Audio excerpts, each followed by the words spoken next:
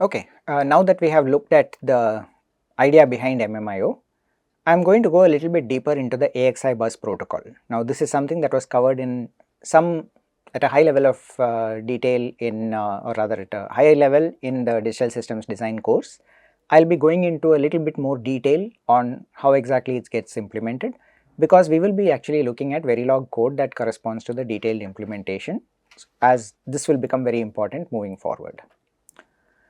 So there are a couple of reference documents that you could look at for this, which are dense technical documents, right, but are ultimately the real source of truth, right. So if you have any doubts about how AXI is supposed to behave, this ARM official documentation is the place to go. It does not matter who else has written what books. At the end of the day, this is the official documentation and this is correct. Even if it is behaving in a way that you do not expect, this is the official document. So what is AXI? It stands for Advanced Extensible Interface. It is a bus protocol definition, right, and as we will see later, a bus protocol definition basically means that there is some kind of functionality that is defined which can be implemented in the hardware on two sides, and by means of that those two parts of the hardware interface can talk to each other, they can exchange information. Okay. It was defined basically by the company ARM for use within their processors, but as ARM became more and more popular, it is now widely used by others including Xilinx, right, and this has sort of led to even further increasing its popularity. So the AXI protocol, right, defines lots of things. Of course, at its very core it is a protocol for data transfer, but it also defines the notion of something called transactions, which we will talk about in a moment, and about how this can scale and give you high performance. Okay. Our focus is primarily going to be on functionality to start with. Aspects of performance we will touch upon later as and when necessary, but that is not the focus of this course at all. So in order to understand how exactly the AXI bus protocol works, it is worth looking at this, and most of these pictures that you see over here are taken directly from the ARM website, right, they are part of the AXI documentation. So I am going to be using that as in order to explain the functionality that we are looking at. Okay. Most of this follows what is called the channel architecture, right, and in the channel architecture we say that whenever I want to have a communication between two devices, right, so these two devices, the blue and the green, are two hardware units. This one could be a CPU and this one could be a timer, this one could be a DMA module and this could be a memory block. This in general, it is something called a manager, right, and by manager what we mean is something that can initiate or start a transaction on the bus, right. This is called a subordinate. The idea of a subordinate being that it gets transaction information from the manager and it has to respond based on what it got. Okay. Now incidentally, you might have come across the terminology earlier where this is usually called a master and this would be called a slave, right. The reason for calling it manager and subordinate now is because the terms master and slave have negative connotations and hence should not ideally be used, right. So where possible we will be using the words manager and subordinate, but in case you do encounter the words master or slave, please keep in mind that they are essentially referring to these. The one is used in order to initiate a transaction or to control what needs to be done, and the other one's job is to respond according to whatever was the requested transaction. Now the channel architecture that is used in AXI effectively says that the point of this and the way that you need to understand all of this is we are basically looking at different levels of abstraction in our design, right. If you think about it, I am drawing like 5 lines over here. Each of these lines is probably 50 to 100 wires in practice, right, and the reason is because as you can imagine there is an address, there is data, well maybe not 50 to 100, it depends on the width of the bus, it could be in the region of 50 to 100, but definitely several tens of lines for each, right. So I have an address which would at least be 32 bits plus whatever else is required for sending the data. I have some data itself that needs to be written. and it also defines another channel called the write response channel, right. Similarly, I have something called a read address and a read data channel. And if you look carefully at this, you will notice that there is always a way by which, no matter whether I am trying to write some data from master to subordinate or read data from subordinate to master, I have a two-way communication. I have some information going from left to right and something coming back from right to left. Okay. The initiation of that transaction is always from the manager side, from the left side. The responses are going to come from the subordinate side, the right side over here. Okay. So, these 5 channels help to sort of set up what's called a handshaking based method of communication, right. And the reason why we have this two-way channels that you have over here, or rather channels that go in one channel in one set of channels in one direction and another set in the other direction, is so that every transaction that is initiated from here also has some kind of a response that I will get from the other side. Okay. So, when I try to write from the manager to subordinate, for example, I will send information on the address and data, and the subordinate has to send back a write response. Not just one bit, it has to send back a slightly more complicated response to indicate that it actually got the data and was able to successfully process it. Similarly, if I request a read over here, it will send back the read data, and along with that it will usually also send back a read response, an extra few bits, which indicate whether the read succeeded or something else happened that went wrong. Okay. So, these are all sort of additional status signals that are added on, which allow us to abstract out and go to a higher level and debug any issues that come into the system and sort of catch problems with the design. Okay. Now, like I said, this is at a high level of abstraction. These are not individual wires. So, what we need to understand is at the electrical level, in terms of individual wires and gates, how do these look? Okay, and that is ultimately where we are going with all of this. So, to get to that, the first thing that we want to do is once again to look in terms of the handshake, right. And this AXI handshake is a very nice sort of primitive that we use in order to implement all kinds of other more complicated handshakes. Now, over here you will notice that instead of calling it manager and subordinate, I am using terminology source and destination, right. And what I am saying is there is one line going from source to destination which is called valid, and another line which is coming from destination to source which says ready, right. Now, this source and destination is intentional, and the reason why I am using source and destination instead of master and subordinate is that it depends on the type of transfer, right. What do I mean by that? It means that if I am writing data, the source which is sending valid data out here would be the manager, and the subordinate would be the destination into which I am trying to write data. But if I am reading, the valid signal actually comes from the subordinate, which tells me when I have got valid data that is coming back, and the ready signal, that is to say the one that is accepting the data, is the manager. Okay. So, source and destination are not necessarily the same as manager and subordinate, you could have it both ways. The only difference is the manager always is the one that initiates a transaction. Okay. Now, these two signals, this valid and ready, are a nice logical pair of signals that allow us to say, okay, how can I transfer data between two blocks of digital gates, okay.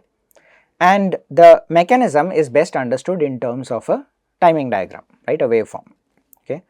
As you can see, all of these waveforms are ultimately from the ARM document. You can go look it up online as well. It has a lot of detailed information about the different kinds of behaviors that are permitted under the AXI protocol, okay. So, in order to understand the mechanism of the handshake, what we see is there is a clock, right. Everything, this is after all a synchronous digital circuit, so everything is based around the notion of having a clock. I want to transfer information from source to destination, that is always clear, right. Now, the assumption that I am going to make is my systems are all positive edge triggered, okay, which is why I have sort of marked the POS edges over here, right. And as you can see, somehow at this point in time, right, the information has changed, right. In cycle number 2, I basically have a certain set of information, and that information remains over here until I have reached cycle number 4, at which point once again it changes into something else. What I want to do is to have an appropriate set of this valid and ready signal such that I can guarantee that this information can get transferred from source to destination, right. And what I say for that is, one way by which I could do it is that the source, as and when the data is ready, in other words when it makes the information ready, it also makes another signal called the valid signal ready at exactly the same time. Okay. Now I proceed further over here, and at the next clock edge I look at the two signals, valid and ready, right. And what I can observe over here is, for whatever reason the destination was not ready at this clock edge. I do not know why it was not ready, right. Maybe it was doing something else, maybe the finite state machine had not reached the appropriate state, but it does not matter. The point is it was not ready because this signal is 0, okay, which means that the source needs to hold the information and the valid signal for one more clock cycle, okay, not just one more clock cycle, for as many other clock cycles until there is some clock cycle on which when I have given valid 1, the ready also is 1, okay. So if all three of these happen at one point in time, or rather if these two incidents happen at one point in time, valid and ready, one piece of information has got transferred from source to destination. I can then choose to immediately change to the next valid information. I could have also continued, but only if I have got the next valid information, then I can continue with this valid. Otherwise I should immediately make the valid low. The moment that valid and ready were high at this clock edge, in the next clock edge I should say, okay, I need to wait, I need to get new data. So I immediately make valid low, and at that point usually the destination will also make ready low, or it may choose to keep it high, that is a different story. The important point over here is, at every clock edge where you see that both valid and ready are high, that is the only point in time when data is getting transferred from source to destination, okay. And how we encode this in Verilog and use that in order to implement registers is going to be a crucial part of how we go through the entire digital design process. Now just for clarity, right, it is also possible to have something like this.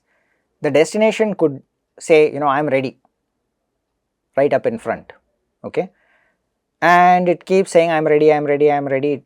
It doesn't, it is just waiting over there, but only at this point in time, that is end of cycle 3, the source has valid information because I have made this valid signal high, okay. And what it does is, at this point in time both the source and destination see that valid is high, ready is high, good, that information was captured safely, right. The assumption is that if valid and high are ready on a clock edge, the data transfer has happened properly, okay. I assume that is the case. I am not going to look for any errors or some other kinds of problems that happen. If valid and ready became high during the same clock edge, yes, the data has been transferred. What that means is, of course, the source immediately after transferring the data needs to make the valid low again, right. And in this case maybe the destination is also ready to accept only one data, so what it does is it also pulls the ready signal low, right.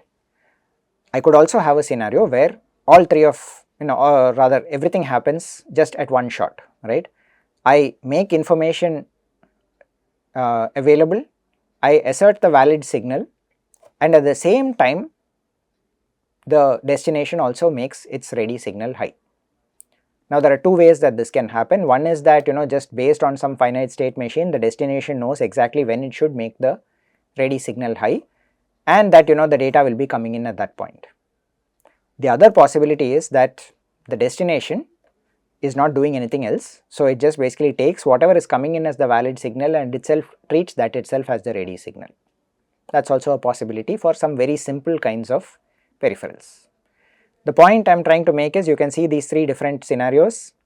Ready might come after valid, ready might come before valid, ready and valid might come at the same time.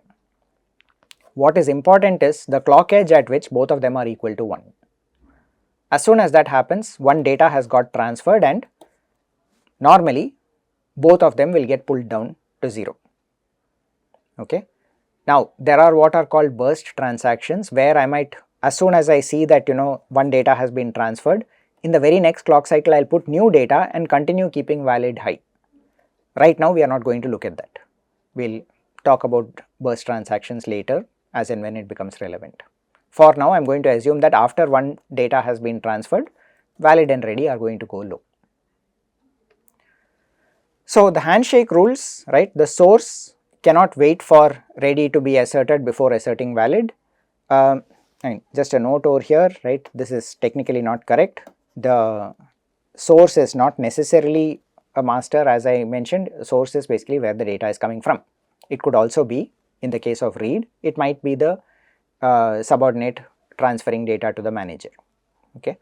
So, the source should not wait for the ready signal to be asserted before asserting valid, and the destination can choose, it can choose for valid to be asserted before asserting ready. Okay. And in other words, ready can be asserted at any time before or after valid, and this handshake should allow the data to get transferred appropriately. So, all of this, whatever I have specified so far, is now at a level of detail that is enough that if I give you this specification, you should be able to go out and write a piece of Verilog code that behaves in the way that I expect. That is sort of what we are going to be doing shortly. But before we get to that, I want to take this same idea of handshakes and build it up into larger transactions, right. So, we already talked about how when we are writing, we have 3 separate buses, right. There is the, or 3 separate channels. There is the AW channel, which is the address for writing. There is the W channel, which is the actual data for writing, and the B channel, which is the response for writing. Okay. And what we say is, the way that I could do this, or rather typically the way that I would expect to do it, is the first stage in this typically is that I put out an address. Okay. Now, what does that mean? It means that I put out an address, I need to put the value of the address, and I may need to make the AW valid signal high. This is usually done by the CPU, right, the bus master or the manager, right, and it waits until the interconnect or the actual peripheral, right, it looks at the address, the interconnect looks at part of the address, it then decodes part of it, it sends maybe the bottom 8 bits or something else to the peripheral, and the peripheral then has to generate the signal saying, okay, ready. Now, the peripheral might have been ready from the beginning itself, in which case it is fine, as soon as the AW address has got sent over here, as soon as this both valid ready have become equal to 1, this part of the transaction is completed. At this point in time, I know that my peripheral knows which address I am trying to write to. From there, what I do is, so a very quick look at what the Verilog code for that could look like, right. As I said, I will be also showing you a bit of this code and walking through a simulation of it, but it helps to sort of look at the code and try and understand what it might actually behave like over here, right. So, the write address is, the code would probably look something like this. I have an always at POS a clock, right, I am looking only at positive edges. The negedge a reset n is, well, why do we use negedge, why not POS? This is mostly a matter of convention. Different coding styles, different places have different requirements for either positive or negative reset. In the case of the CMOS RTL logic that we are using inside FPGAs, for the most part it does not matter, but this is something common that you will see, right. I mean that we use a negative edge, or rather a negative reset, an active low reset, it is fairly common. Okay. For the most part, as I said, it does not matter. It would have mattered more in scenarios where we actually had separate pull downs and pull ups that were external to the chip. For now, I am just going to assume, in some cases I might use a active high reset, in other cases active low reset. It should not normally be a source of confusion. What is important is, if you have negedge reset, it means you are also looking for is the reset value low, and that is the reset condition, else everything else. Okay. So, as I said, let us ignore the reset condition. I am looking at the posage clock. So, now I have come here, and as you can see, the important part in my logic is basically something that says check the value of AXI AW valid and AXI AW ready, and if both of them are equal to 1, take the value which is in AXI AW address and store it into this register AW address underscore Q. Go back and look at this. I am checking for the value of AW valid and AW ready, and if they are both 1, I put this value into a register, right. That register is called AW address underscore Q. Now you might be wondering what is this extra signal called AWHS done. It turns out that if I just look for these two alone, right, there is a possibility of things going wrong if, for example, one comes before the other or one comes after the other, right. It is in general better that I, or rather I, there are what I need to do is to sort of ensure that I do not have any further confusion to complete this particular transaction. I also need to wait for the right response to happen. Okay. So, this handshake done or HS done is used as one flag. Initially it is set to false. So, this sort of drops out of the picture and I am only looking at AW valid and AW ready. But what I do is as soon as both of them become 1, I set HS done equal to 1. Okay. From that point onwards, if I have AW valid and AW ready high at the same time, it will still not work because HS done is sort of overriding it and saying wait, I need to complete the handshake. Something in this handshake has not yet got completed. What is that? That is the second part, which is the response for the write. Okay.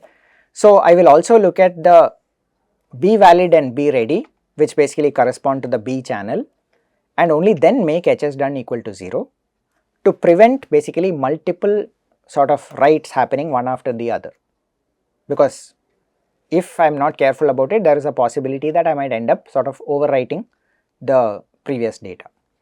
Now normally that is exactly what the AW ready signal is for, and in fact in practice you will find that this AW ready signal itself is related to the HS done signal that we have. Okay. But this makes it very clear and is especially used only in the AXI Lite protocol, because that is where I want to sort of keep transactions happening just one at a time. I do not want overlapping between two different kinds of transactions. So, to understand that very clearly and to avoid any confusion, we have this extra logic out here, right. But as you can see, the core sort of handshake is looking at these two parts, AW valid and AW ready, AW valid and AW ready. And similarly, there is another part of it which looks at B valid and B ready, but we will get to that in a moment. Okay, so I have managed to somehow transfer the address. What happens next? I give the data. Okay. Now, in practice, it is very common to find that along with giving the address, I also give the data, because there is no particular reason to sort of postpone it later over here. But the reason for doing it in this way is to indicate that yes, it is also possible to have the data coming after the address, right. You can have them coming in different orders and the behavior should still remain the same. Okay. So, and in general, I could have any number of clock cycles in between these two transactions, right. I do not necessarily need to say that within like 2 cycles or within 10 cycles this has to finish writing the data. It may not, right. The bus does not guarantee anything of the sort. One of the reasons for that is especially to be able to deal with peripherals which could either be slow or which could take a large number of clock cycles to respond, including external memory, right. Now, how exactly does the W channel work? Exactly the same way like the AW channel worked, right. I need to put out data, I need to put out valid.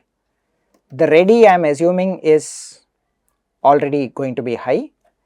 In this case, usually there is also a signal called W last, which actually can be ignored in this case, right. The W last is more relevant for the general AXI protocol and not for AXI Lite, right. And what is going to do over here is basically say, okay, valid ready handshake, very good, take this data and do something with it inside the peripheral. Okay, store the data, save it, do whatever you want with it. And what does the corresponding code look like? Once again, I have exactly the same thing. I am looking for the W valid and W ready signals. I also have a flag which looks for the HS done, right?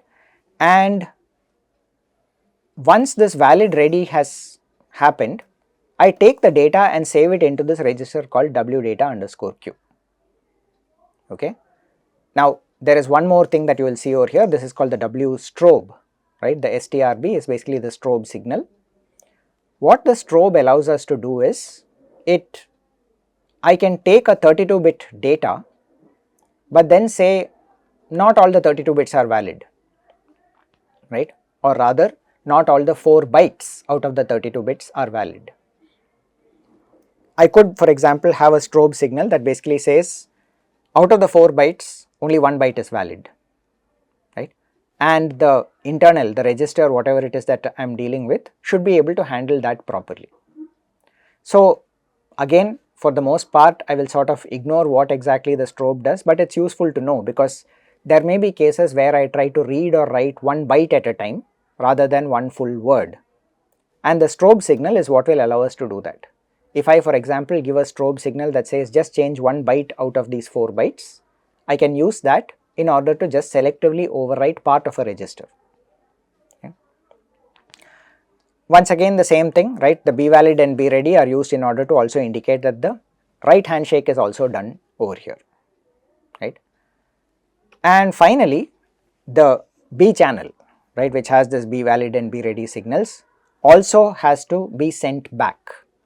Now that you will notice actually comes after the data has been captured over here, because this is information that is going back from the destination to the source, or rather from the subordinate to the master, right.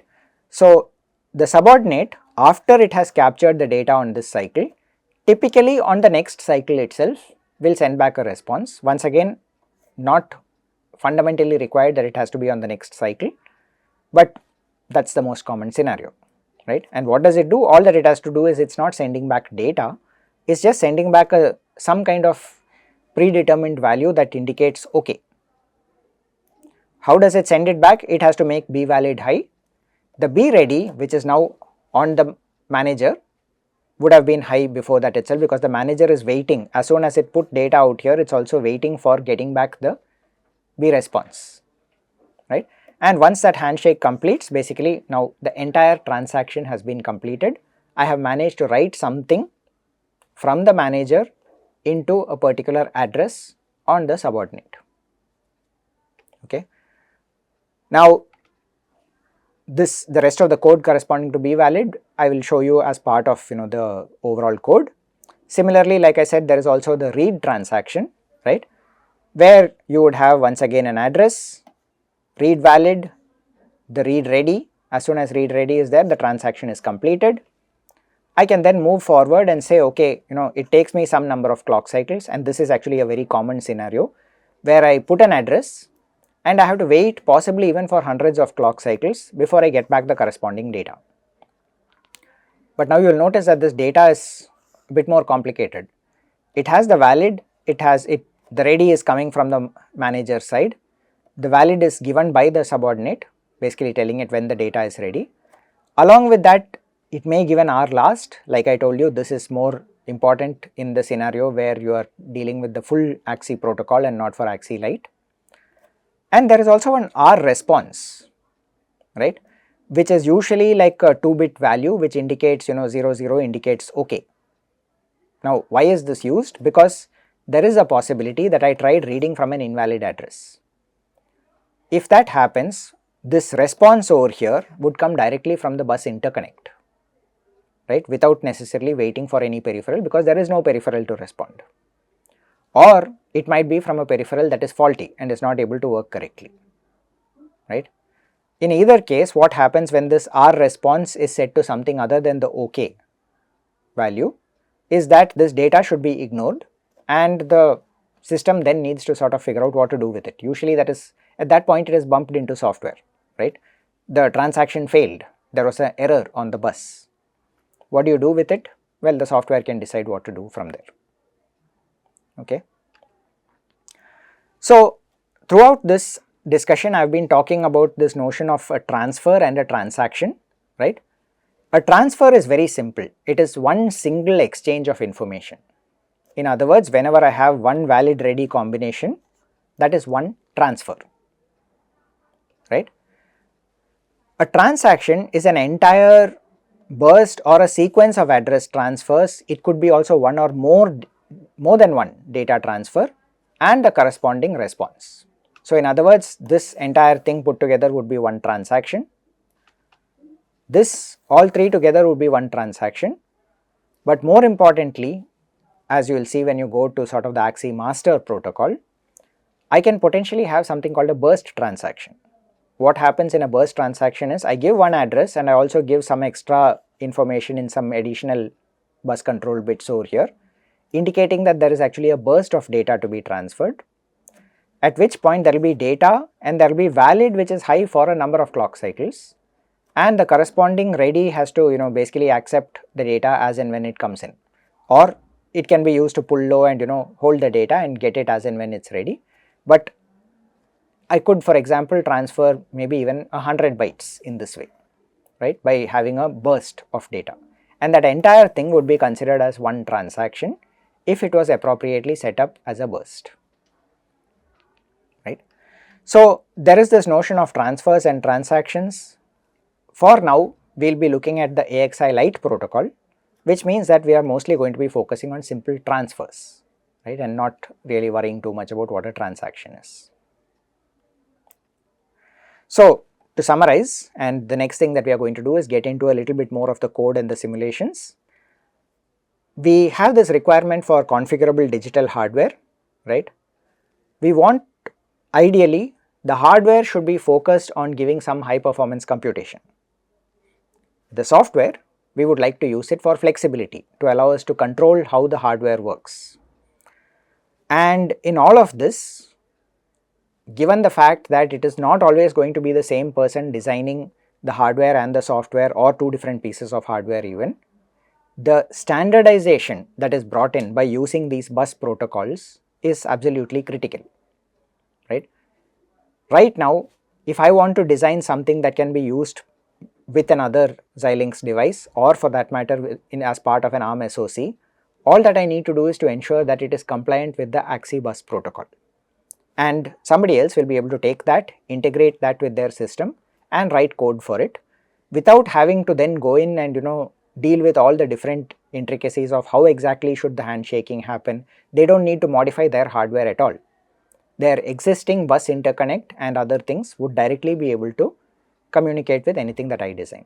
So, this standardization and how everything is built around this concept of handshaking is what allows us to abstract out the hardware and focus on just building hardware that can do high performance operations. High performance meaning that it focuses on just multiplications or matrix multiplications or something that involves that hardware is good at, without necessarily worrying about how all the other handshaking and the rest of the protocol needs to work.